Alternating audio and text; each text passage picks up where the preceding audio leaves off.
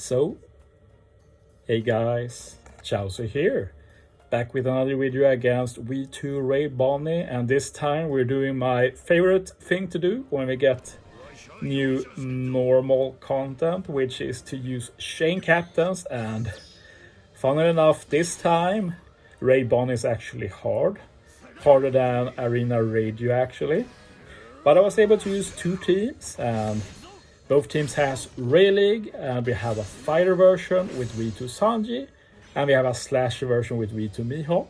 Usually the slasher version is easier, in my opinion, more options. Slasher is a better class than fighter, but this time the fighter version was a lot more easy, mainly because we have the Luffy crew, which is just super good for this content.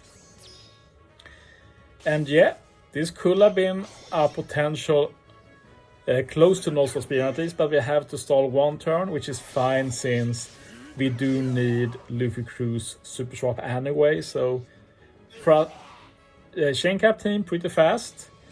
The main reason we have to stall is that first turn here, there is that limited tap. We can only tap with 3 units. That's a deal breaker for chain caps. Like sometimes, sure, you can stack so many buffs that you can easily kill. But for this content, this is just stage 3. We need damage for the later stages.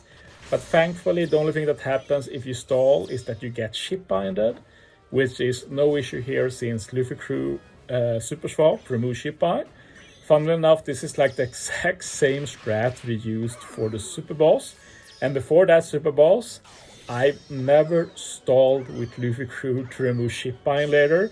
And now I get to do it twice in 1 week. Like, we even removes paralysis here. It's exactly the same thing as against the super boss. Pretty funny coincidence.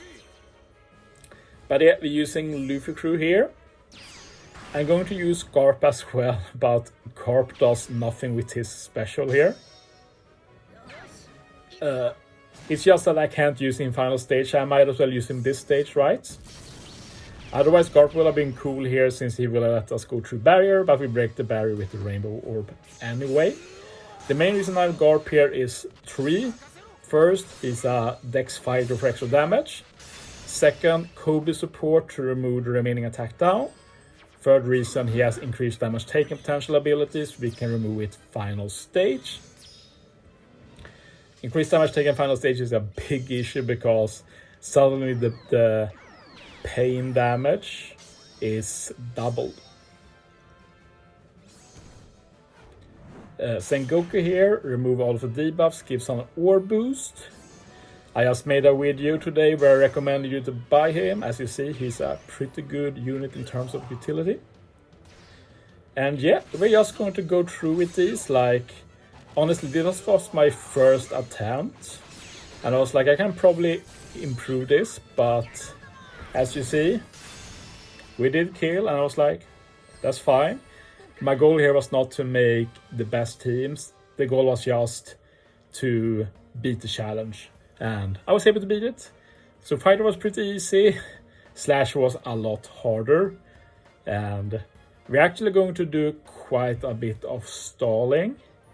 I usually don't do stuff like this, but I'm not going to say that I gave up on the content, but basically I was pretty happy with the team I built, and it lacked a little bit of damage on the final stage and no easy way to get more damage. I had 2 options: either I stall or I build an entirely new team. And since this was a challenge, I was like, okay, let's just get the run done with this team.